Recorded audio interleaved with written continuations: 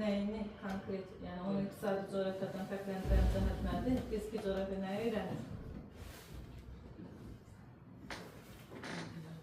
Təbiət və təbiətdə baş verən hadisələri öyrənir.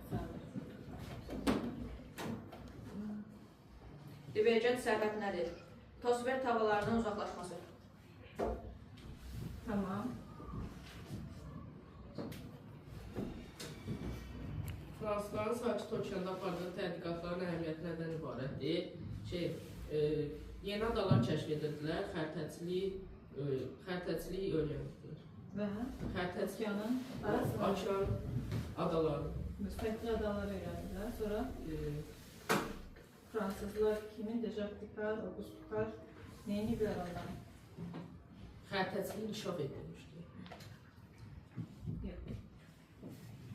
Okean dibini öyrənirlər. Marian çökəkliyini kəşf edərlər. Okean dibinin relyefini, profilini qurdular. Davam edən. Yağmurlar düşmə xarakterinə görə neçə yerə ayrılır? 3 yerə ayrılır. Aramsız, leysan, skin. Doğrudur.